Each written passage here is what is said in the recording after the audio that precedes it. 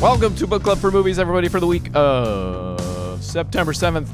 I'm Ryan Miller, and with me again, special guest Matt Amber. Hey! I know you're here every week, but you're special every week. For... And I'm a guest. It's true. In every sense of the word, I've described you appropriately for the 100th episode spectacular. Wow! I know it says 106 on whatever you're looking at right now, but that's how special this episode was. We had to delay it by a good... Everything gets delayed. You know, hey, remember when we did the video game thing before? It was the greatest thing ever when delays. We supported them. I always Right? support them. It's the only thing I support anymore is delays. It only gets better. So it just so happened things fell together that if we delayed it, we would be able to do a 100th episode spectacular 6 episodes later on Boom! Bill and Ted Face the Music. But, and I know you have a synopsis, I know you're itching and you're ready, and it's just, you've got performance anxiety, but... Wow. Can you see that from there? I mean, I guess not. You couldn't see it from here. It's cold out here, even though it's like 95. Oh my gosh, I'm glad we're doing this early too, because yesterday... Is it hot in your neck of the woods? Yeah, it's going to be only 93 today, but Great. we yesterday and actually throughout the evening for the most part, probably today, we are also in that whole fun situation of like, hey, cool, look, it's snowing. Why is it snowing in 90 degrees? Oh, because it's ash. Because the world is on like, what? The world is burning right now. Yeah, I'm like, you might be in the end days over there. This might be what you're witnessing. Yeah, well, we're in the future compared to you, so let me tell you, I know what's going to happen before you do. Dang, okay, I've got so many segues to work Fire with. in the sky, look out, it's a guy. I'm glad. Okay, so now we have the weather out of the way. Would you allow me... I got a spit take for that? I never considered that. We should definitely do the weather on a regular basis. Yeah, stay tuned for sports. Unfortunately, the Colorado Avalanche have been knocked out of the playoffs. We've got the Dallas Stars going up against somebody. I don't remember who they're playing. The Washington, we don't know yet, do we? The Stars are playing somebody. Wait, no, they're renaming the Washington Redskins, right? football team. Okay, that's still what it is, but that's right? football, but I'm talking about hockey, so it's... I see now, right. Again, I said you'd have to take care of it. None of that's what I was hoping you would allow me some time for. Oh, okay, what good. I was hoping you would allow me some time for is a long and storied intro to this week's movie in the form of a history lesson of sorts. Okay. I know we've talked about Bill and Ted's Excellent Adventure at the drop of a hat. I know we've talked about Bogus Journey even most recently, so I'll have fewer words maybe on that. But if I could start from the beginning. You can, it's, technically you are the editor of this program, so you can start wherever you want. The program begins when you say it does. And when I make it begin later on, depending on who knows, whatever. No, it's pretty cool. I appreciate you asking because that way you can get an answer and you can like cut in when I go, later on and then just rearrange things, which is how I've always imagined this show is edited. Like I can't remember half of the times I re-listened to the show. I'm like, I never said that. And then I realized, no, it's not that bad. You've really gone ahead and riddlered this up. Like it's all like different levels and No. I will edit in many emphatic no's at the beginning, but we'll still carry on. Yeah, thank you. No. So let's go back to write a okay. I don't have a year for this, but to a young Ed Solomon and Chris Matheson who have a stand-up routine together wherein they act like a couple surfer dudes. Eventually it turns into a script. It gets met by Mr. Dino De Laurentiis, surely you've heard of before. I have.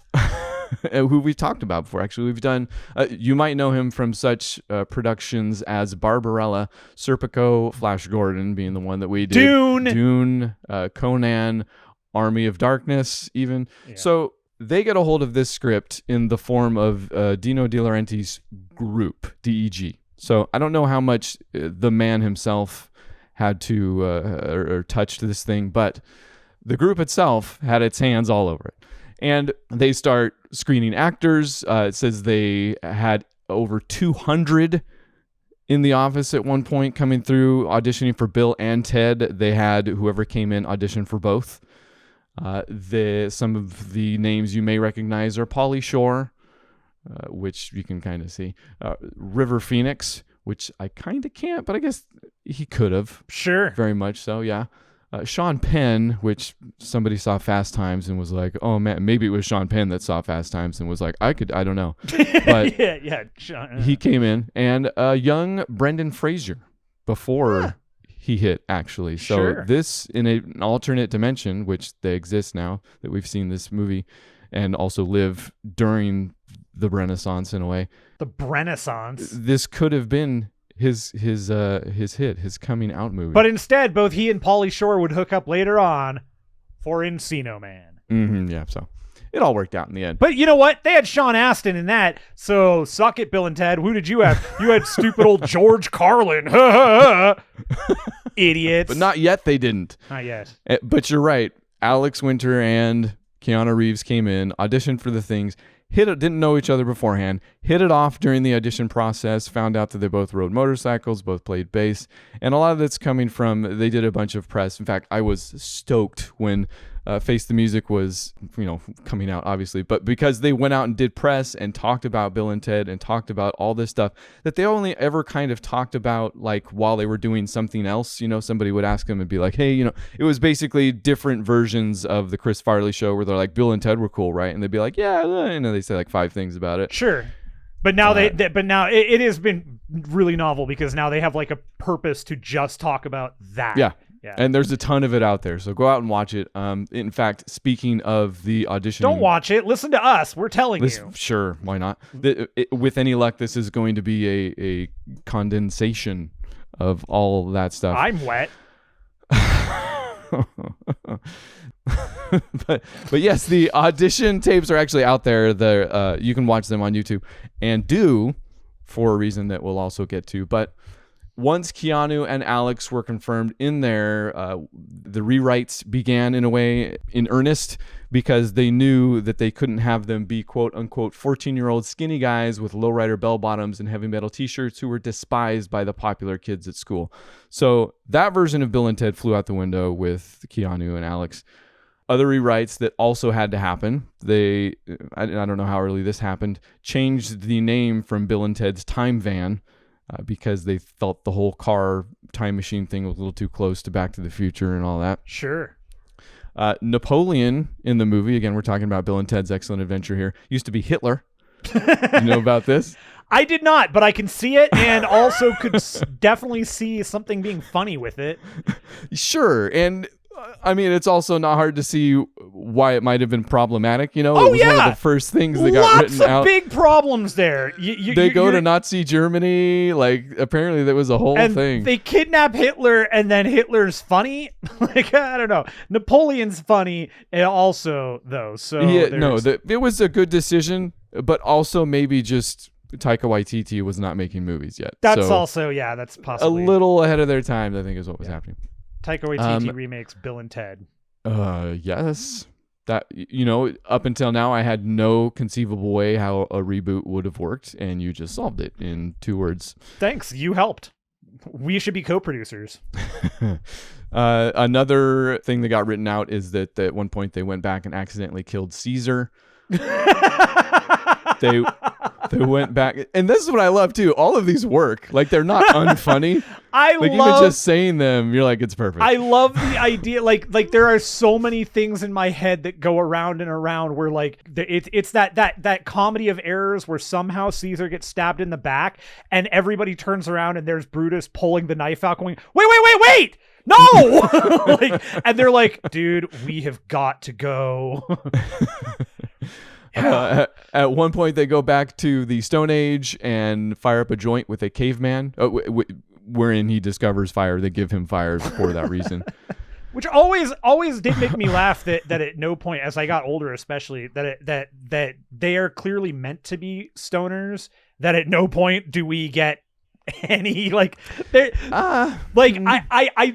right there I think proves that initially they were supposed to be stoners and that they migrated to they're kind of the dingus surfers, but Oh, I mean, yes, we'll get to Bogus Journey and the provenance of Station very soon. it was the best story. But yeah, no, you're not wrong. I think Chris and Ed, as I'll call them, the writers. I think you should. You know them. Stoner is brought up many times, not just by them, but I think when Alex and Keanu came on, who I'll also call Alex and Keanu. You should. You know for them. some reason. What they do, and I think what most people miss, is they add so much more than that. And I think there was an aspect also of wanting to avoid the stoner moniker. You know, they didn't want this to just be a stoner movie. They say several times. But I have to tell you the last thing they wrote out. Well, probably not the last thing, but one of the final thing ever, and now they're done with it. Charlemagne was going to be a character. And much how they referred to Beethoven as Beethoven and Socrates as Socrates, Charlemagne's name throughout the film is going to be Charlie Mangay.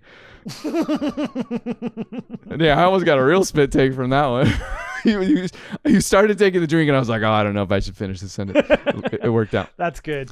And actually, that wasn't the last thing. The ending of the film was actually different too. It used to take place in a classroom where they did their final presentation, but they obviously realized that wasn't as epic. Epic, yeah. So they changed it into that final presentation scene in the real movie. So Winter and Reeves are on, which, by the way, just to expel any rumors that they themselves are from San Dimas proper. Keanu was born in Lebanon, grew up in Toronto. Dude's a Canadian. Winter, who you also might believe just came from California somewhere, was born in London, grew up in Missouri until he moved to New York to, do his theater and then acting thing. So that's not where this is coming from. Their takes on the characters, once they knew they were cast, once they basically went to work on them, as performers, they started to concentrate on the humanity of the characters, on the sincerity of them. They cite inspirations like Peter Sellers and Spike Milligan. They're not they're not citing inspirations like Sean Penn from Fast Times or anything like that.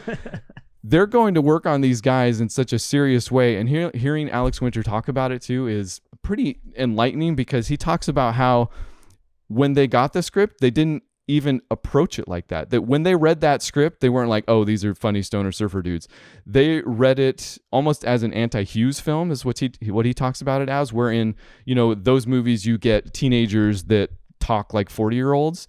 He's like, here they kind of had the opposite. Sure. And it wasn't that they spoke like kids. It was that there was a complexity to the language that they responded to that he hadn't seen in anything else. They were at their age getting fed scripts that if they weren't like Hughes, which they probably weren't, they were just kids talking like kids, without any of the nuance or idiosyncrasy that appeared in the language that Chris and Ed wrote for these characters in this movie, which I think is something that does go over people's heads a lot, right? Oh, sure. There is probably a grand majority of people that think of Bill and Ted as actually that, just surfer dudes, like dummies even, So the fact that Keanu and Alex went to work in that way on this character, I think came out then, continues to come out, and is probably in some ways at the heart, or a piece of the heart of these movies.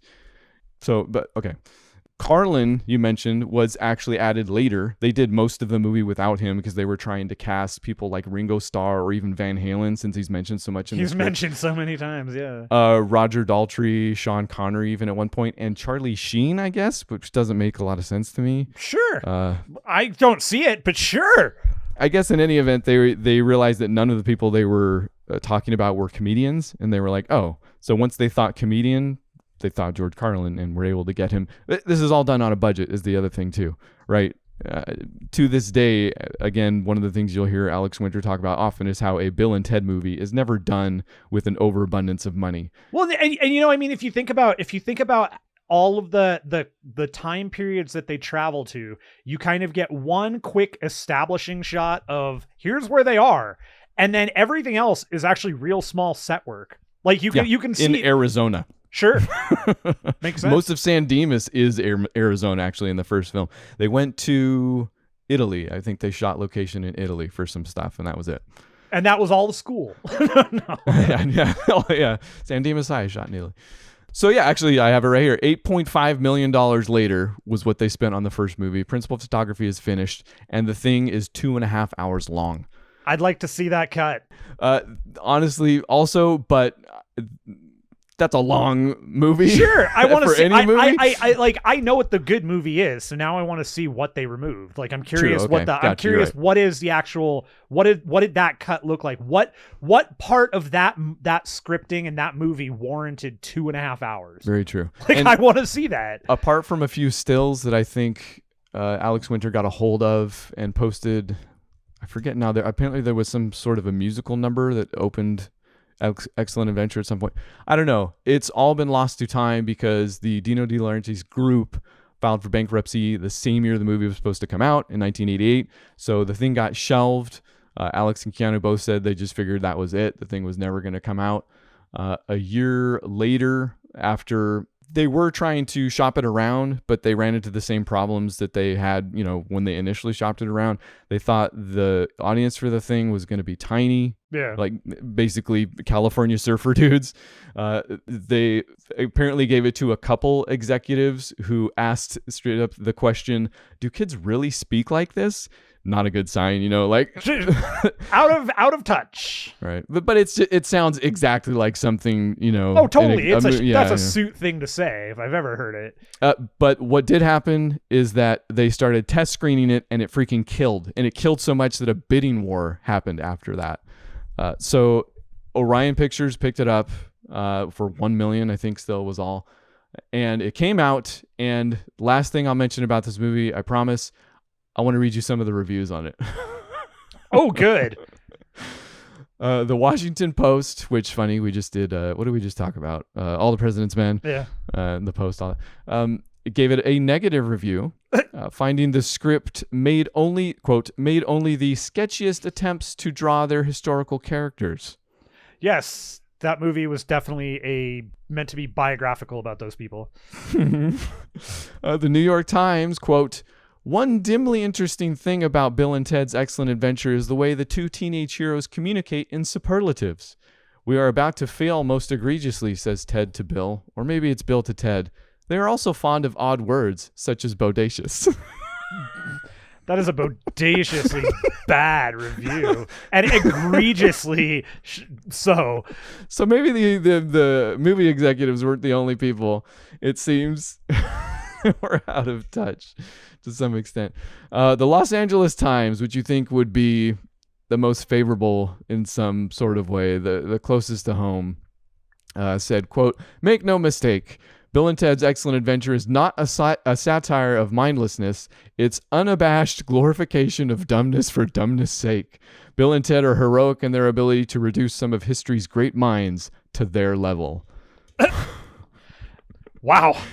So not well received by anybody, it seems. In a surprise to nobody. It gets even weirder with the Bogus Journey reviews that kind of look back, both see Bogus Journey as a better movie and then kind of retrospectively, backhandedly compliment the first. This is what I will say about the first movie, and this is where I'll come in, all right? I remember seeing it when I was a kid, but I didn't latch onto it then. I remember liking it and obviously remembered it ever since. I think partly I just don't remember how well I received it at that age, but I didn't come back to it until college and am literally in screenwriting class writing a screenplay about heroin addiction. Good. Can't even get through the word.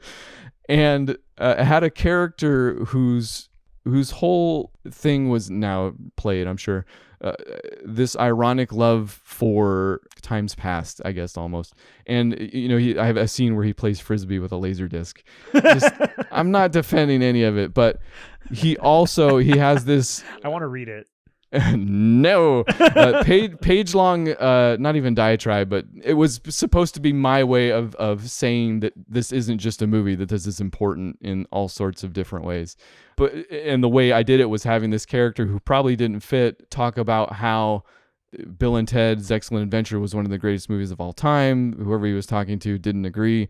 And his response was something to the tone of, I guess basically that, well, I guess you don't understand that all of reality depends on Wild Stallions or something like that, So I think my love for Bill and Ted came as kind of a love letter to a time period that both didn't exist anymore, and I didn't know if it could be recreated.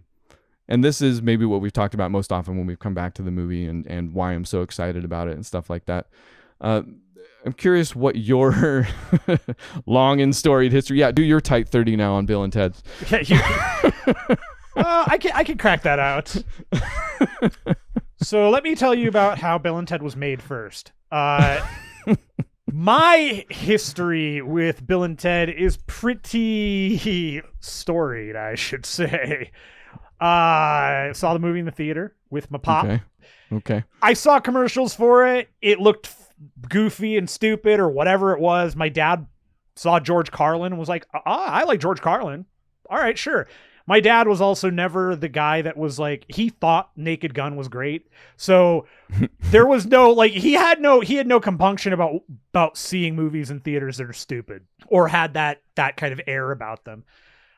We saw the movie. We both liked it. Came out on video. We rented the video. I rented it with my friends all the time. Like, I remembered all the music in it, and my friends and I were like, Bill and Ted were great because everybody wanted to be Bill and Ted, man. Like they were forces of good that you didn't even know they were forces of good. They were just cool guys that were just in the moment. They had a similar problem that any of us did at 9, 10, between 9 and whatever, is like, you're gonna fail school, dude.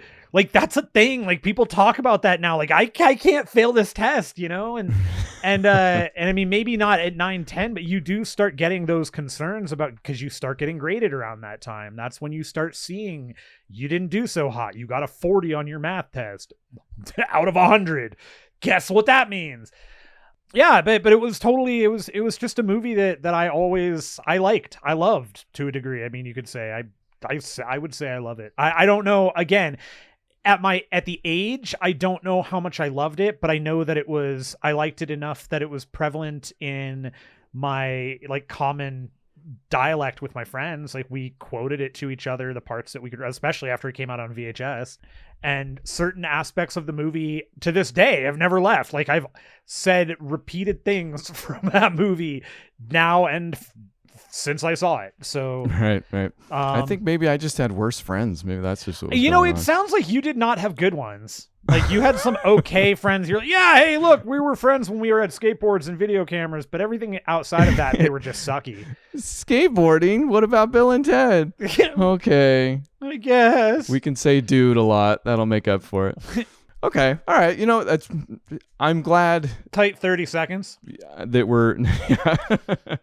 Yes, I'm also glad that wasn't 30 minutes, but I'm glad you have that side of the coin to go from, because I feel like that's what I should have had and didn't, in a way. So I feel less genuine than you, but why? It's such a funny thing. Like, I know that to a degree that you're telling a truth here, and the thing is, I don't know.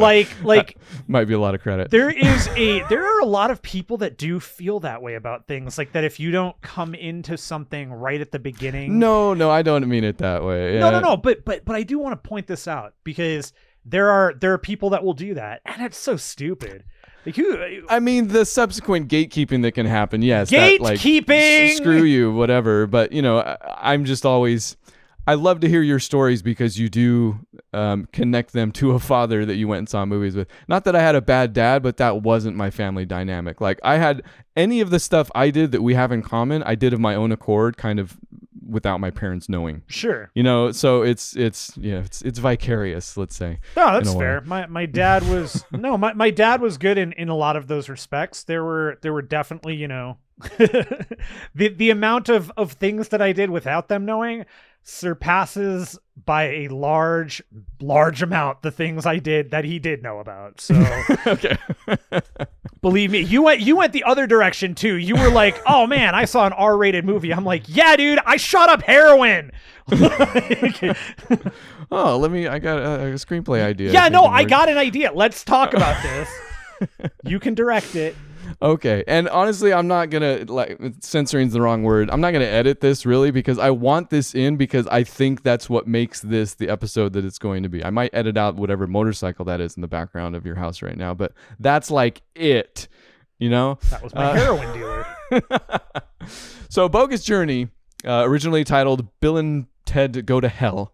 Which again, this is the second major movie that has been the follow-up, like the subtitle to, that has not gone ahead, and I think it's stupid. What was the other? Ghostbusters. That was the original intention for Ghostbusters 2. What? The original intention for Ghostbusters 2, the script that Dan Aykroyd and Harold Ramis had come to grips with that they liked, that they were like, this is going to work, is they were going to send the Ghostbusters to hell. And it was called Ghostbusters Go to Hell. Oh, okay. I thought you were, because we just talked about the movies that made us or whatever. The episode on Ghostbusters, they let fly that the title for the longest time was Ghost Breakers. I thought you were going to come out in favor of Ghost Breakers right then. No, that's a stupid name. Yeah, right. But Ghostbusters Go to Hell for the sequel, or for the third one, maybe, whatever it was something that they really liked, and the studio just dumped all. They were like, number one, it's fine. It gets made now, but I get they didn't want to. Yeah, there was a whole thing there. I don't know. I mean, especially for Bill and Ted. Yeah, I'm sure somebody somewhere was like, oh, this kids movie. I don't know. Especially Bogus Journey, which again, since we have talked about it most recently, I'm not going to say a whole lot on it. Go back and listen. I'm less favorable on it than you are. But yes, my for sure. Blind fanboyism doesn't carry over entirely to Bogus Journey, which essentially boils down to I love it for kind of all of the set pieces and the premises. I don't think the execution it kind of lags for me in the middle. Sure. In fact, we'll just call it Bill and Ted Go to Hell. How about that? We'll make our own history here. Hell movie. Maybe one of the things I do latch onto more than anything is the main villain, Chuck De Nomolos. And not just for his name. Chuck De Nomolos? You mean the former gym teacher, Chuck De Nomolos? Chuck De Nomolos. But because his whole motivation in the film is basically, he's basically an embodiment of all of those critical reviews that I just read, yeah. Right? He's tired of the frivolity. He lives in the paradise of the future and just thinks it's mindless frivolity, So love that about him. Also love Sadler. This is the movie that gave us William Sadler as Death. Yeah. Who himself brought the Czechoslovakian accent to the audition, and they told him to keep. I guess he did a movie with it. That's funny. Yes. I never even considered where the accent came from or why, but I totally love it. Him. I guess he was at the time pigeonholed for playing villains, which I don't know enough of his work to even tell you that. Die Hard 2, man. See. But when this role came along, he saw it as an opportunity to get out of that, which I can't think of a more perfect role. Yes, I play too many villains. Let me play Death, but he's this narcissistic comedic weirdo. I love the fact that he's not only so narcissistic, but that he's so narcissistic over everything. And frustrated. He's narcissistic, but frustrated because it's him. Yeah, and it's great. And there's nothing funnier in that movie to me than the flip between him being Death, right, and being unable and so full of himself that he can't win children's games. Right. Or that when they see him, and this is Face the Music doesn't bring back a whole lot of jokes wholesale, but they do bring back the one, where they peek in on Death and he's cheating at whatever game he's playing by himself. It says so much. It's fantastic. The other, and this isn't stupid trivia because there is no stupid trivia for these movies, but the other piece of trivia. That's not true. You think there's stupid trivia for the... I found stupid trivia for Bill and Ted Face the Music. Wow, okay. Oh, yeah. There is. For Face the Music, okay, maybe. Yeah, no, I found definite stupid trivia for Bill and Ted Face the Music. Well, the non-stupid trivia for Bogus Journey, and the famous, I want to say you said this last time we talked about Bogus Journey, Sadler's line from You might be a king or a little street sweeper, but sooner or later you dance with the Reaper. Do you know the thing about that? No, but I can't wait because I love it. And this comes up in one of the, I watched so many videos, but one of them brings in Sadler for a bit where he talks about, his history with the films and stuff like that. And he talks about how when that movie came out and he was doing press after the fact, or actually no, the press came to him after this happened. A man named Robert Alton Harris was sentenced to death and made it all the way to the chair, I believe is what it was. And his last line was... unfortunately a misquote, but you could tell what he was going for. He himself said, quote, "You can be a king or a street sweeper, but everybody dances with the Grim Reaper." So I don't know if that's a plus or a minus that he misquoted the thing he was actually trying to say before he died.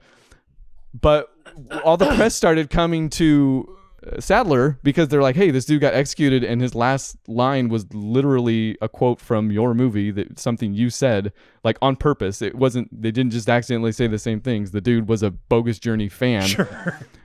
And Sadler's reply at first was, well, I hate to lose a fan under any circumstance. But so he's like, you didn't have to kill the guy. Which if doesn't tell you everything about his performance in both of these movies. I don't know what to tell you. I love William Sadler. The guy's a delight. My favorite outside of him being Death. I mean, he's been in a ton of stuff, but if you ever want to watch something that's just a delight, not only for him and the cast here is outstanding, but check out the Tales from the Crypt movie Demon Knight if you've never seen it. Demon Knight, that's right. I feel like you mentioned that last time too. It's a good one, and there's a great part right early on where Billy Zane punches a dude through the head. And then he can't get it, and then his like fist is stuck in his head, and he's like shaking the body, and he can't get it off. And when he finally gets the head off, he turns around, and he goes, "Heads up!" and he throws the head at one of the guys. Okay, right. I put that on the list twice now, just for that. Anyways, and I'm not surprised to hear it enter this conversation. Getting away from William Sadler's awesomeness. He also, by the way, has a single cameo in Bill and Ted's Bogus Journey without the makeup on. Oh, that's true. Towards the end, when they're doing the song, they're doing the song. He's a British man sitting at a table with tea. Right. They go through all the different countries and everything. The only other thing I'll say about Bogus Journey is that little story about Station, which it turns out got his name, and it's such a weird thing because when he shows up in Bogus Journey and they turn it into that tag, kind of, they're like Station. They keep saying that. I'm like, how did I never pick up on this? Like, has this been a thing for all this time and I just never knew? It was like, bodacious or cool or whatever. I've been saying it forever, and knowing where it comes from is even better. Yeah, apparently it comes from that movie where when they cut a scene, Ed and Chris, the writers, they cut a scene labeled Interior Police Station was the state, or that's not the stage direction, that's the setting direction, I forget, whatever. Been a while since that screenwriting class. When they cut the scene, left the word station dangling, and since they were drunk at the time, found that saying station in a quote tiny Martian voice was hilarious, and the name stuck. Which I guess we should be lucky his name didn't end up being "Whoa, dude, look at my hands" or something like that. Like the fact that that's how that came about, and I love it. They made it work. Let's face Station. it. But, so that brings us to our movie of the week. Bill and Ted Face the Music. And Bogus Journey ends on such a definitive note that you get the feeling at that point, and even though that movie was made because the first one did so well, you feel like had they decided, and again, this is back in the 90s when they didn't make, trilogies from the beginning, stuff like that. It's weird to see how definitively it ends. It ends with them essentially playing that song that saves the universe, that they hit it big, and you get that montage of Rolling Stone covers and whatnot at the very end, that they've done it, that was it. By the way, the name of the song is called God Gave Rock and Roll to You 2, and it's by Kiss. The song they play at the end of Bogus Journey? So the song they play, like they come out and they do their like, and they start riffing, and then the actual song that plays over it is a Kiss song. Really? Yeah. That had already been written or was written for the film at least? It was on like Kiss Alive 2. It's the live version of it is actually. Wow. Yeah. That's less impressive. Well, I mean, it's the same thing with we'll spoil the main song in Bill and Ted Face the Music was written by Weezer, so it's okay. Yes, we will get there. And by the way, yes, we will spoil. I mean, we've spoiled the first two movies already. We will also spoil this new movie. I don't know that we need to right away, but knowing us, we just will. So if you extra don't want to know, I don't think it matters. I think the movie can still be enjoyed. Probably. I don't know. Skip ahead until the end of the show. But the fact that they end Bogus Journey on such a definitive note made me doubtful about the third movie, and not knowing the history behind it, I probably would have been a lot more skeptical. But the way they came about it was that, yes, people asked them about a third movie all the time, but it wasn't something that they were going to do, probably much like Bogus Journey was done, because it would make money. Right. It was something that they sat on. The writers, Chris and Ed, came back and did it on spec, which means they wrote it without having a buyer, essentially. They came up with a premise first, so I'm not saying they did the whole thing and just shot that script around. They came up with a premise. They wanted to make sure Keanu and Alex were on board with it. They still had problems finding producers for it even still. Eventually, they got Soderbergh on board, actually. Yeah. But before that, they had issues all over again, right? Nobody wanted the third movie because they thought it was too culty. The first two weren't international hits, I guess, so that gave them pause. And it wasn't a reboot. Apparently, that would have been an easier sell to just reboot the whole thing, which, speaking of making trilogies from the beginning, I guess I can see why. Two things happened, though. One of them was the Soderbergh thing came on board, and they found a couple other EPs. But also, in 2014, John Wick happened, and Keanu happened all over again. The Keanu Sans. The Keanu Reeves-sance. The Reeves-sance. Part 2. And Keanu being attached to something was something that could make something. And Alex Winter has been careful, and I always feel bad for him because, it's Keanu and Alex. Alex has been out there doing stuff. He's never been out of work. He's been making movies and just... Not at all. But he's just been behind the scenes. He just doesn't act mostly. anymore, really. Yeah. So once Keanu hit, money started coming in, even though Alex is careful to be like, we still weren't going to do it unless we were happy with it. And I think that's the main thing that comes across is that they knew the desire was there. They knew fans were reaching out for it, but they weren't going to do it. That was only a piece of the puzzle. They weren't going to do it unless they were happy with it. This wasn't something that they knew they would do as a cash-in type thing. So that's all I'll say about the beginning of this thing. I think it's going to be important as we come to talk about the actual movie. So, Matt, did I ruin the opportunity for a synopsis? You mean this synopsis? The one that goes, Bill and Ted Face the Music, coming at you an hour and 31 minutes, written by Chris Matheson and Ed Solomon, directed by Dean Parasot, starring Keanu Reeves, Alex Winter, Kristen Schaal, Samara Weaving, a.k.a. niece of Hugo Weaving, did not know this until recently, Bridget Lundy Payne, William Sadler, Anthony Carrigan, and Kid Cudi. Here is your book club for movie synopsis for Bill and Ted Face the Music. As his younger brother Deacon's wedding to his former stepmom Missy, Ted Theodore Logan and his best friend Bill S. Preston Esquire learn that the future they were foretold to unify was in danger of collapsing. With the help of their now passed on mentor Rufus's daughter Kelly and their daughters Billy and Thea, the pair embark on another quest through the circuits of time in the hopes of fulfilling Rufus's true belief that wild stallions rule station. That's awesome. That is a great synopsis. Thanks. Not just because it's for a great movie. Oh, what? Did they actually go above and beyond? Now, possibly? I know last week I was like, hey, I might not be as much of a love fest on one side or the other. I watched it another time since, and at my laptop with my headphones on, which I'm wondering if I should just watch every movie like that. They seem to hit home all the more when I guess enclose myself in a tinier space. I don't know. This goes against the entire theater experience, but Bill and Ted Face the Music is a great movie. Yep. Agree or disagree? Agree. Hard agree. Hard Circle agree. Gets the square. That's right. I want to be, what's his name? Paul William. No, that's not it. John Davidson. Nope. Jim J. Bullock. Shadoe Stevens. That guy was the only thing I ever knew him from was Hollywood Squares, and I think he was maybe on soaps. Yeah, was he a soap opera star? I don't know, and I don't want to look it up. I'm angry about it. No, don't. Bill and Ted Face the Music, though. Let's get out right in front of this here. Your prescience, your omniscience, your godlike ability to predict. Is that what we're gonna get out in front here? Are at the we? very top of the film? Sure. Wait, what? You're so humble. I don't know what you're talking about.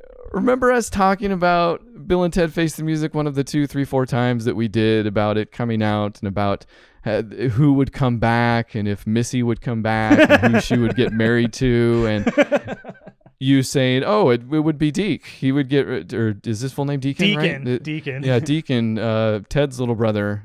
in the film, it would be him, right? The movie opens on the wedding of Missy and Deke, played by Beck Bennett, no less. If you're a Saturday Night Live fan, which he might still be on, I don't know what even is Saturday Night Live at this point. That's who that was? That's funny. Okay. Yeah. Or I did a series of commercials before that, phone commercials, but I can't remember, AT&T or something. I don't know. We don't talk about that. Opens on their marriage, their wedding. Yes, their wedding.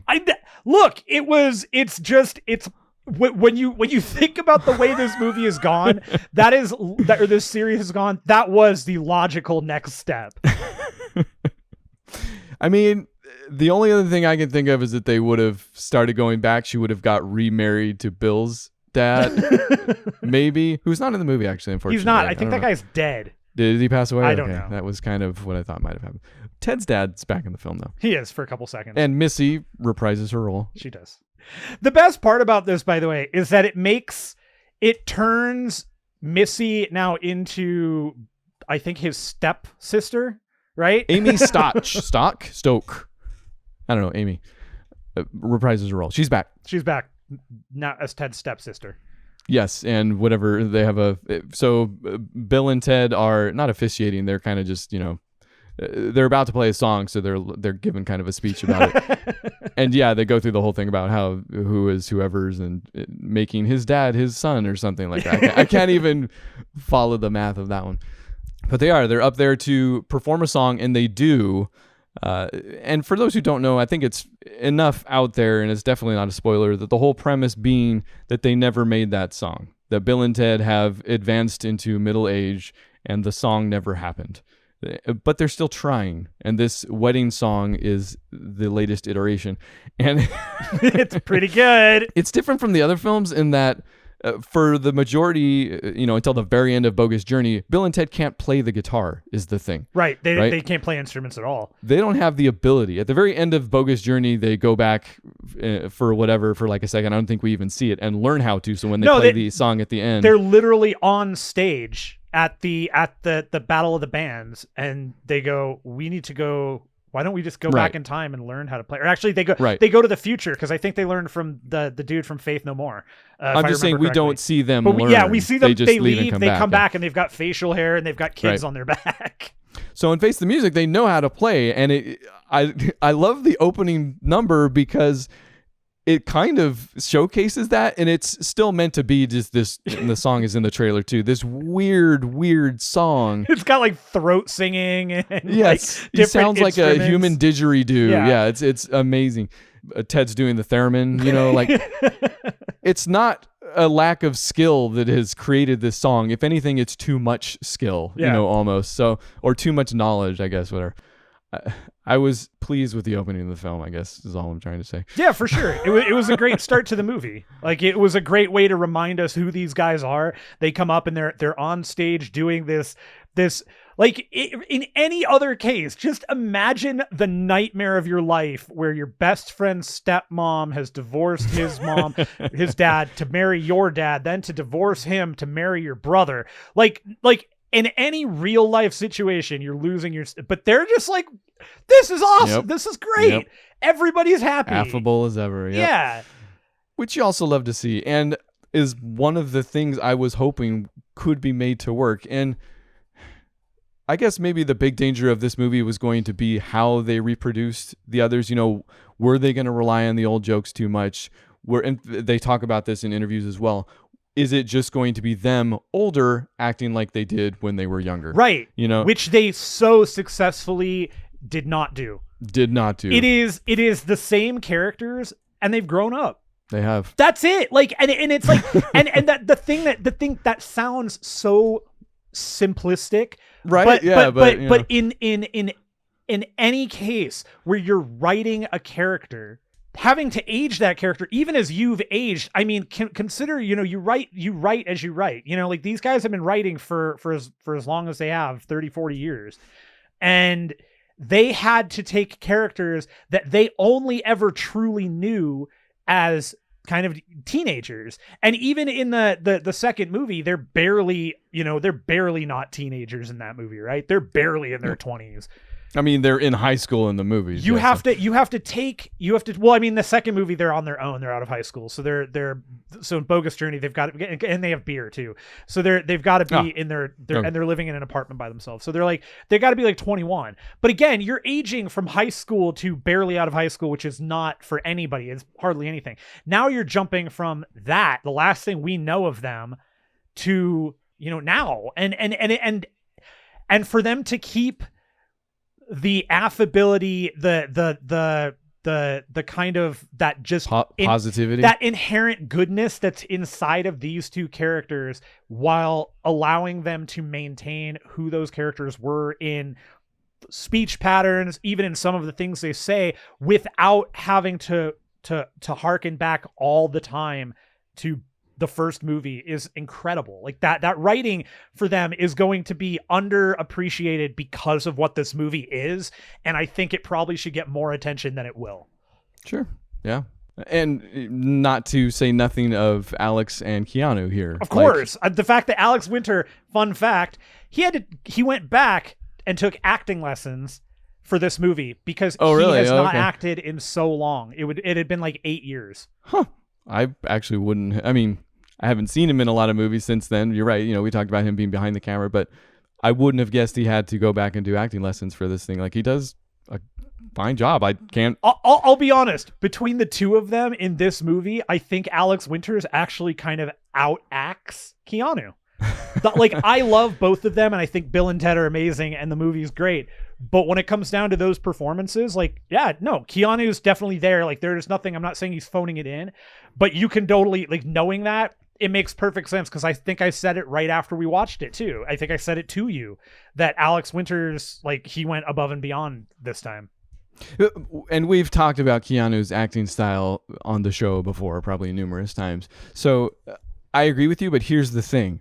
I think he might be playing to something even deeper, really. And basically it comes to them. There's one more thing they introduced with Ted's dad, where he's like, you never went back in time. Your wives aren't from dad doesn't believe princesses, anything. Stuff like that. Yeah. So that stuff never happened. And while Bill and Ted aren't reaching that crisis of consciousness where they believe they imagined it all. Yeah, they're not gaslit at all. They do when they return to their house. And this is after couples therapy, which I'll come back to. I think we should come back to the princesses altogether later, but when they come back to their house and they're like, we haven't written the song yet. And Ted, when he speaks the line, I'm tired. Yeah. I think, number one, he was the one that had to speak that line. Like, that wouldn't have worked coming from Bill. No, I agree. And I think that's part of why Keanu's style, while maybe a little downplayed here, fits. Is perfect, because he is the one that is reaching that crisis earlier than Bill. Bill is forever the, that's why we've got to do this. That's why we have to keep trying. Bill is the eternal optimist of the two. Right. And Ted's like, I went to the pawn shop. He said he'd give me one, I think, for $6,500. Yeah, something like that. For the Les Paul. I'm like, well, number one, give him the Les Paul, but you can still, that's a lot of money. But hearing him speak that line that he's tired, the way he does it, I still think Keanu turns it in. No, he does. Absolutely. Yeah. Absolutely. And it speaks to the heart of the film, I think, in general, because we're coming at it from much the same place. Bill and Ted looking at each other look what's happened since now and then. Look what's happened. Yeah, we haven't written the song, but look at everything else that's happened, right? I mean, and maybe we're bringing a lot into this movie. Maybe that's what we do. But yeah, look at everything that's happened since Excellent Adventure came out up until Face the Music. Yeah. And I mean, if that there's no hidden thing agenda there. That's on its sleeve, man. They are straight up acknowledging the real world in this existing Bill and Ted universe. And in more ways than one. Oh, for sure. Don't let me forget when they meet old Bill and Ted, because I will. Not the scene, but the thing I want to say that links back to what we're talking about right now. And I don't want to get plot heavy on this. Basically, the rest of the movie is two things. All right. It's them going back to the future, TM, and deciding that they need to go. Okay. The time traveling math is strange in the Bill and Ted movies. It always has been. They explain it actually a little bit in this movie in that they state outright that San Dimas at that time, up until whatever it is, 7:17 p.m. on that day, is the center of time and space. Right. Which is a beautiful explanation because it's San Dimas at that time, whatever. But also it explains why time keeps happening at that moment while they themselves are time traveling. You know, at no point is the solution that they go back before this all begins or at some point in the distant past, you know, and they don't get so deep into it that they're like, oh, well, there's splinters this and splinters that. And, you know, we're not endgaming here. We're quantum. Yeah, there are no Teenage Mutant Ninja Turtles. Unfortunately, but I guess there probably are in some way. There should have been. So they go to the future to learn that they need to basically go to other futures, again, from this beginning point in San Dimas, to get the song that unites the world from themselves. So that's one part of the movie, going to different versions of themselves, trying to get the song until finally they find the version of themselves that has the song. The other thing that's going on is when they leave, their daughters see and intuit that they are in trouble, and they themselves are like, okay, we'll help them by assembling a dream team band, you know, of members, musical figures from all across history. So those are basically the two things that happen in the film until the third act, and it has to all come together. You know, that's the entire second act, are those two things. Point 5 being what happens with the princesses. And I don't know, when do you want a princess? We can do that now. Okay. The princesses were unfortunately definitely put on the back burner, and they always kind of have. What happened? They were in the second movie too. Like they're in the movie for 5 seconds, and then, oh, you guys are in the band. Okay, cool. Like that's the end of the first movie. Is you're in the band. We love you. Okay, cool. Second movie, we're together. We're gonna propose to them. We're still in the band. Then we die. Then we come back and the band makes big. We go to the future. We have our kids. Now but again, they're like, it's always like they're in the movie for like 5 minutes. The same thing with this one. They're in the movie for like a total of 5 minutes. I don't understand so many things about the princess's role in this film. I mean, they're there as love interests and kind of they're working towards their relationship. You know, they have issues. It starts off with them in couples counseling.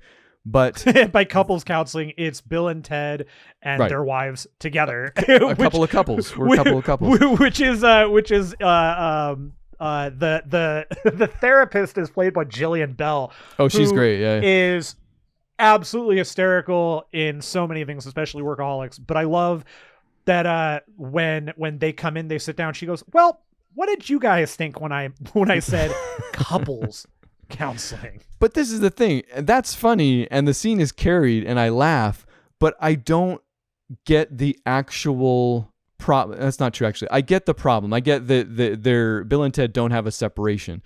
Essentially, I think is what they're saying, because they say, "We love you, girls." You know, they have problems saying, "I love you." Ted and I love you. Right. Bill and I love you. So I get that issue, but I don't think it's a fulcrum in the movie. Like, even for the character development of the princesses, they don't come back to that. I don't see how that attaches to anything else they do for the rest of the movie. It goes with everything else attached to the princesses. Like, they knew they didn't want to fridge them, but they didn't really come up with a solution. Not for at that. all. Like, yeah, they essentially give them this task where, and if you talk about it chronologically, it makes even less sense.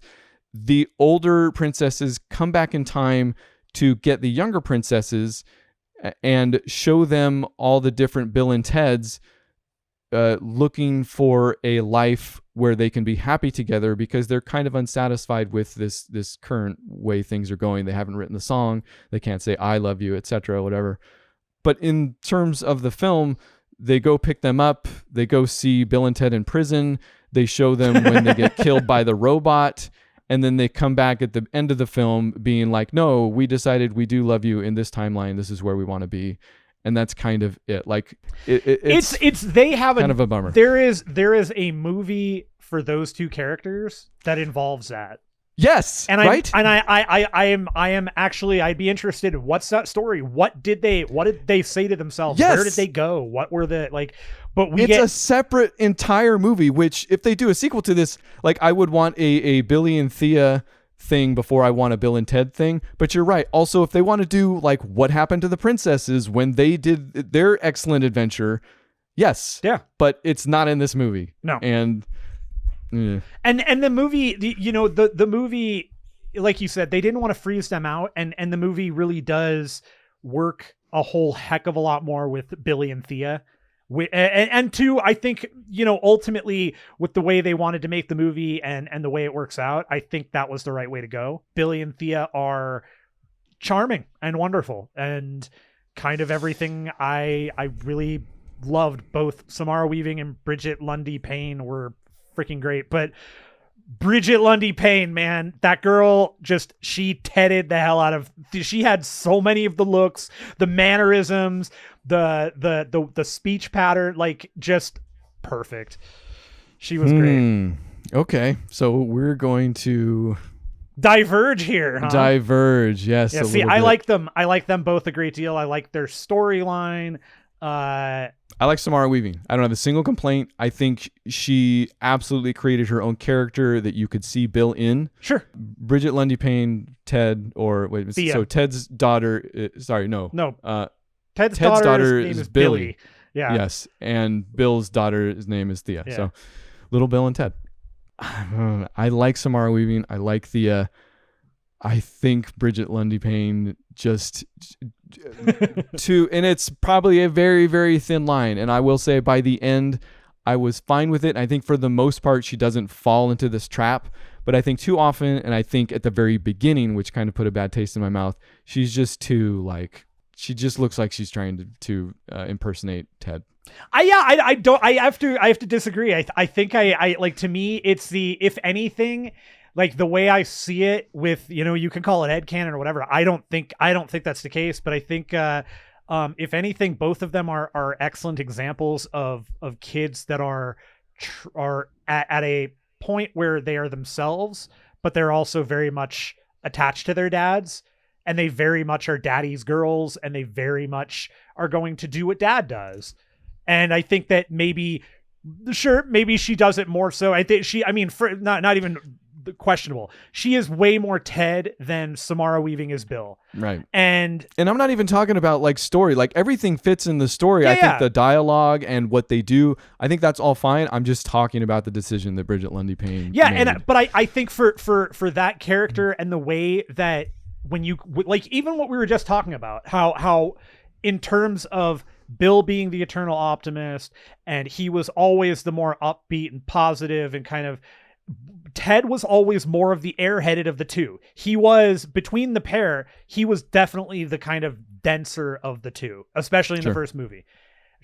I think she hits that. I think she totally nails that, but I think she also created her own character with it. And yeah, there's definitely some, I'm doing a Keanu thing here, but I think again, it works. So.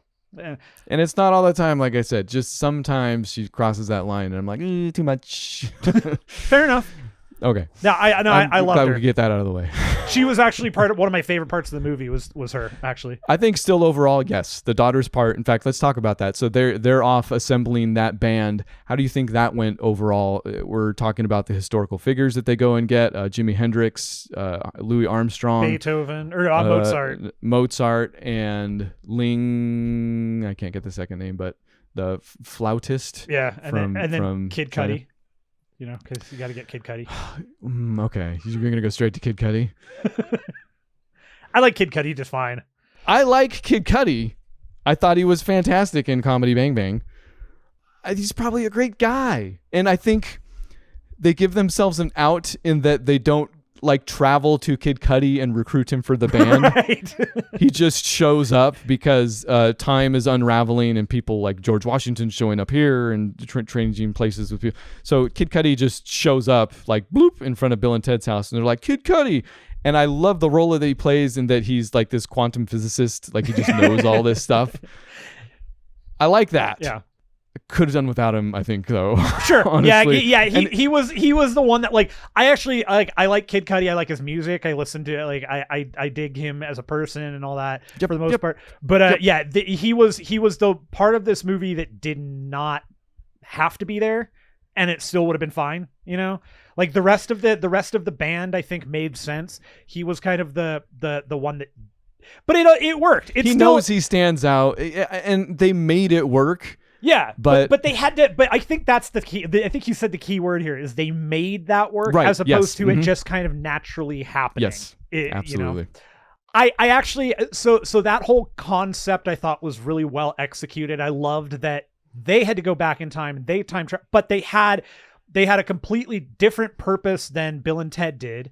They're doing it for different reasons. And they're doing it, you know, for good reasons.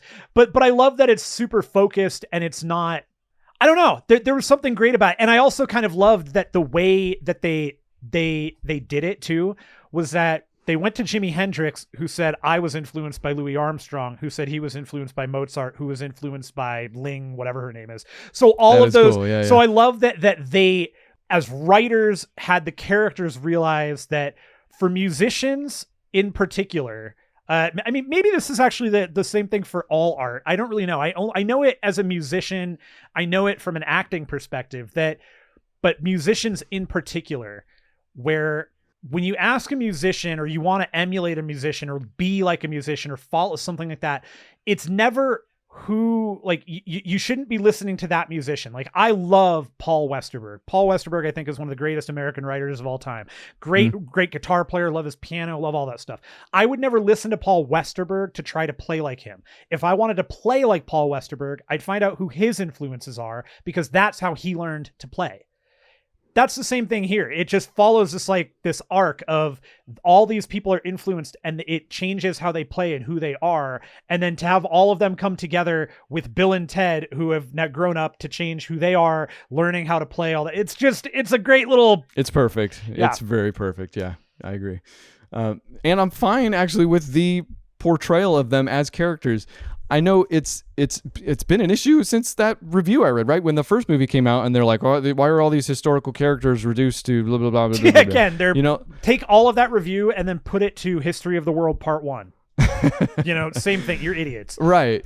Well, but also it wasn't on accident. It wasn't because, Chris and Ed didn't know how to write, so this was the best they could do. And when I look at them doing it this time around and assembling all these characters, and I'm like, well, if you think about Excellent Adventure, the only one of them that was really characterized, that was given some meat, was Napoleon, and he never speaks English. There was still, he doesn't go on long diatribes or anything like that, but he's given the most, I guess, just even screen time. Yeah, it's probably a tie between him and Billy. Because Billy is the only English, but yeah. Billy also acts as almost the interpreter for the rest of them, because nobody else speaks English. He's the one that they leave, they pick him up. That's true. He forms a bond with Socrates, right? With all of them. He's kind of the one that leads a little bit. But to your point, yes. Classic Billy the Kid too is the thing. William. So when I see it in Face the Music, I'm like, I kind of wanted more Socrates and Beethoven. But then I'm like, you know what? That doesn't work with Jimi Hendrix and Louis Armstrong, who we have literal video of, Right. They run into an issue there, and your mileage with their impressions may vary. I kind of like Jimmy better than Louis here, which Louis is hard to do. Louis is hard to do. Yeah. Or very easy to do is the problem. I one way or the other. Mozart was fine. The Ling Ping. Maybe it was a name that rhymed. Ling. I'm telling you, it's Ling. No, I think they did the right thing with all involved, and I buy that story by the end, and I enjoy seeing them assemble that band. I mean, that's where we get most of Billy and Thea in the film. Yeah. So Ling Lun, that's her name. Ling Lun. Ling Lun. I also kind of love how much of the movie we get, where I think one of the things people were going to be concerned with, I know that I read this in a number of places, is, oh, great, they've got daughters, so the movie is basically Bill and Ted's daughters. And that's not the case. The movie is easily split probably 60-40 in favor of Bill and Ted, I think. Yeah. But they have a huge chunk of it, and I think that was a really, really smart move, and it plays really well. Where getting the simultaneous storylines, like that writing and the choice in editing here was really smart in how much screen time everybody was getting. I never felt like one story was getting overshadowed by the other. No, and it's paced really well. Yeah, yes, I'm done talking. You got it all. You said it. Your words, not mine. No, and by the third act, like it really matters. Like this wasn't something. Okay, I'm trying not to get to the third act. Just get to the third act. We look. I think we can get to the third act because we're at a point here where. Yeah, death has come into play a little bit here and there. We've seen hell again, which was, by the way, that was actually really cool. Was seeing hell on a different perspective. That was fun. Yeah, I think we should introduce a few other things first. Is that number one, they find out which version of themselves has the song. They go visit them. They're in a rest home. They're super old. And this is actually the other moment that I remember. Check that out. So they give them the song. It says Preston and Logan on it. It has the date where they played it, even though they don't know where that is exactly. And they share this moment with them that is essentially younger them talking to older them. And it gets real touching somehow almost. Yeah. And Ted's like, man, I never took the time to get to know you. And then old Ted's like, oh, that's my fault, man. Such cool stuff. But also there's a second where I'm like, is this part Alex and Bill, I'm sorry, Alex and Keanu, actually talking to Bill and Ted, like, thanks Bill, thanks Ted. It works on so many levels that I'm not even, it's crazy. Like, watch it again, because I don't know why it's so touching. It seems so easy, and it totally works, but they get the song from them. I don't want to, sorry, did you want to add anything to that? No, you're good. Okay.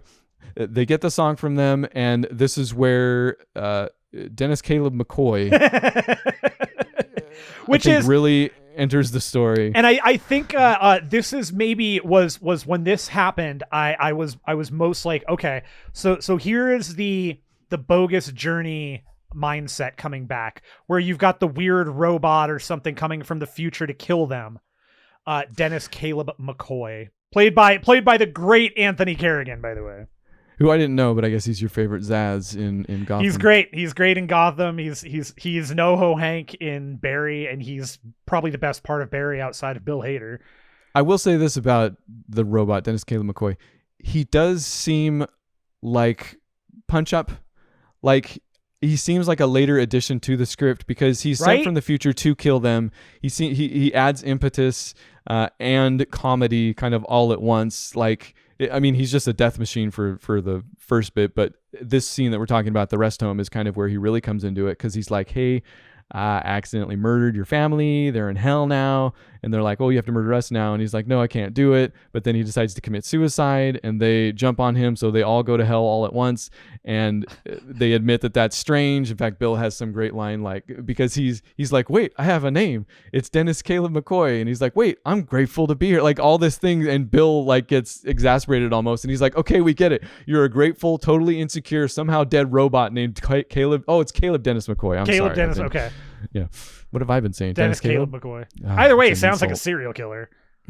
That's very true, which I guess he does murder a lot of people.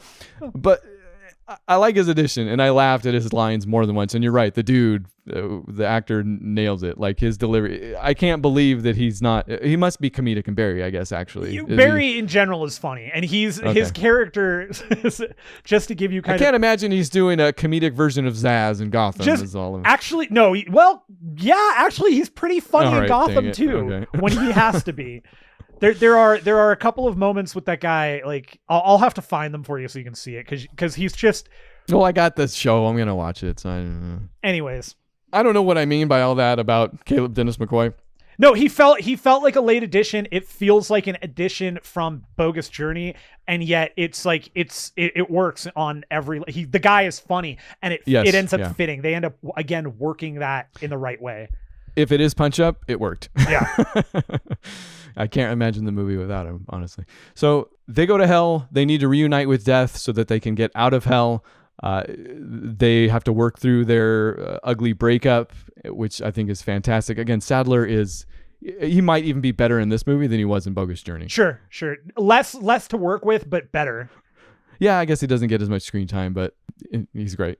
They make up and they do get back to Earth. Everybody's sent back up. Ted's dad got killed at one point too.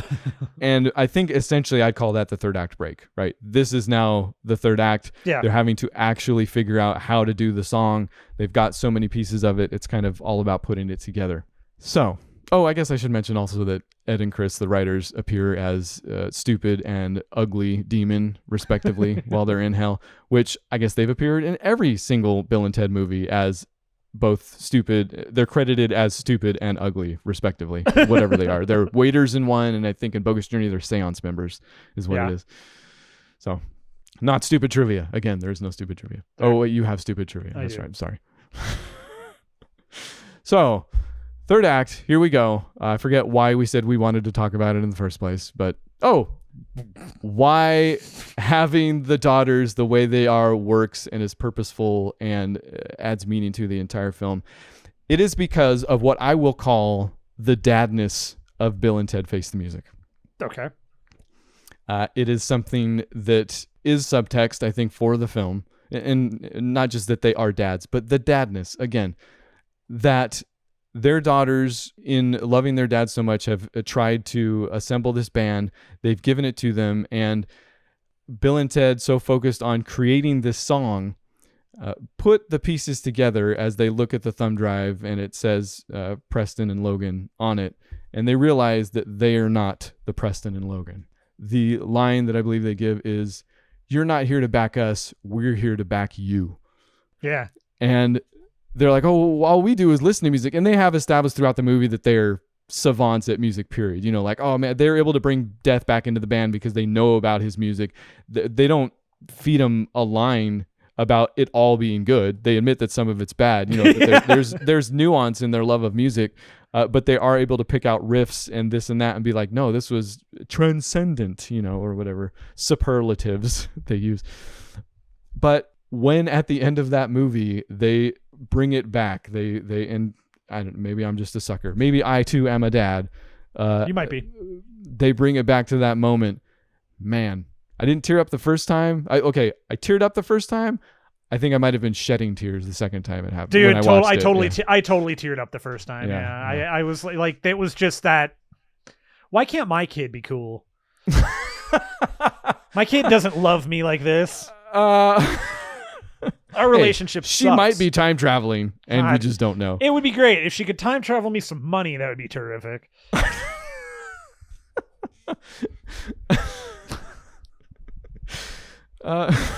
Regardless, so I think you can come at this from many different dad-like areas, and it can hit home. I don't know if Chris and Ed are dads. I would imagine they are. Bill and Ted, Alex and Keanu are. That speaks to why they could maybe lend. Is Keanu Reeves a dad? I'm pretty sure. I mean, I know he was married. Obviously, he's a widower, but I don't think he's a father. It just seems hard. How does Keanu not reproduce? I think that's what I'm. Because if he did, we would just have a race of Keanus, which I mean might be better. Yeah, he doesn't. Okay. He doesn't have any kids. All right. Well, I apologize. Well, he's never going to listen to the show now. That just speaks to his acting ability. Is all I'm saying, because I buy that he's a dad. He's my dad. He's my dad. He's all of our dads. Keanu's my daddy. Now and forever. It nails it. The movie nails the dadness of the entire thing. It does. Yeah, it does. And the way, I do want to talk about this. The way the song actually happens. I love that it's the girls. I love that they've assembled the band from all different time periods, but they go one step further to state that to have it work, basically everybody needs to be playing the song across all time and space. Yeah. So Bill and Ted dial the number for infinity, which is a single button. The princesses that are there to help out with that. and essentially become infinite beings. Keanu is not, or Bill. At this point, Bill and Keanu are Bill and Keanu. Great. Jeez. Bill and Ted and Keanu and Alex are just inseparable. That's what's happened because they are now infinite beings. So that's right. And they hand musical instruments to everybody across all time and space. What do you think about that? Loved it. Okay. The first time around, I wasn't sure. The second time around, I loved it. It's at that point in the movie, it's that I know what I want. You know, like, I don't want them to fail. I don't want them to falter. I want this song. I don't care. Like, there needs to be a song. It's not that. It's like that's the moment where in that movie, it's like, I want to be involved. Like, come, give me an instrument. Let me play the song with you. You know, like, I'm in. You know, I am.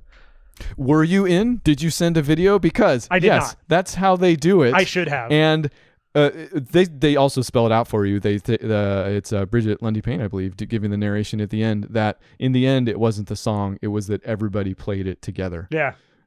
And they cut to the credits, which if you sent in a video, you could very possibly get them featured. Back in May, okay. Alex Winter posted a thing on his Twitter account, and I don't remember how else it got there, but they said, 30 seconds, here's the song, play it and sing to us. And it's perfect. It perfectly fits, right? It's still part of the movie. If anything, it's actually the next movie, if we're going to do a rest of the show, I'll talk about how it's kind of, because the other movie. I think we might not, so maybe mention it real quick and save it for next week. So it's the reality of in this particular case, this movie, like, a lot of it came from the fans. It came from those people, you know, like, there's a love there. Yep. And the writers, the actors, everybody knows who, like what these characters are at this point, and to do something that brings everybody together like that, it was just perfect, and perfect for the franchise too. Because I mean, as much as I love Excellent Adventure, it's not Back to the Future. It's not a John Hughes. It's not any of the John Hughes films. You know, thankfully, I love John Hughes, but it's not. No, it shouldn't be, and it can't be. And Bill and Ted Face the Music has just enough scenes where they run around with buckets on their heads, just enough guitar piano duels between Jimi Hendrix and Mozart. Not even just enough. It has all the right amount to make this the perfect addition and a great movie, like I said to begin with. Say what you will about any of it. You know, I haven't looked around for the reviews. They seem a lot more positive this time around than they were any of the first two times. You know, obviously people get it. And I'm willing to bet that if you think about the age group that's now reviewing this movie, guess who probably loved the movie the first one, you know? But say what you will about any of the movies in any time period, there is not a false note in any of them, and especially in Bill and Ted Face the Music. This movie is honest and sincere and not even to a fault. It has all the heart in the world. That's it. Close this thing down. Podcast at bookclubformovies.com. Tell us how much you love Bill and Ted Face the Music. And or Adventure or Bogus Journey. We can go. We can do it. We'll do it. We'll talk about it again next week. I dare you. Because we're not going to do a rest of the show this time around. Okay. I'm not even going to give stars. That's if you can't infer an amount of stars from what I just said, just hey, joke's on me. I don't know. Fool me once. All right, don't George it. So we need to do something different next week, I think is what it is. Do you have a film in mind? You have some rest of the show films in mind. I have some rest of the show films in mind. But do we have a film in mind for next week's show? Potentially. Okay. I've got two movies on either end of the spectrum here. You can wait. Hold on for 1 second. Okay. Because the one thing I do got to do, I'm going to give you Bill and Ted Face the Music stupid trivia. Oh, that's right. Gosh, how could I forget? Please, go. Okay. Is this from IMDb? This is IMDb definitely from IMDb. Yeah. Okay. There are a number of them. This is the one though that I think is the dumbest.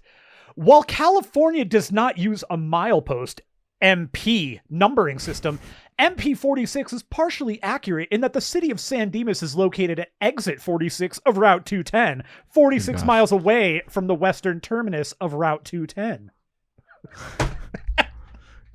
It was between that and then this, and I love this because this goes as far approaching Dan Brown levels of like Da Vinci Code levels. There are 3 of these here in a row, by the way, like this, okay, that are similar in some respect. Erin Hayes, Princess Elizabeth, played Raquel in the TV show Parenthood. Keanu Reeves, her husband in the movie, played Todd in the 1989 movie version the show was based on. Also, Anthony Carrigan, Dennis Caleb McCoy, was in the TV series Parenthood. Keanu Reeves was Todd in the 1989 movie. What? Is it still going? And that's the second one. And then the third one, Holland Taylor, the great leader, played John Cryer's mother in 2.5 Men. John Cryer's first wife, Sarah Trigger, played Princess Joanna in the second Bill and Ted movie. The Vatican has gone on record as saying 2.5 Men is both. Okay, all right, you're right. That was pretty bad. You did it. That is horrible trivia. Really bad.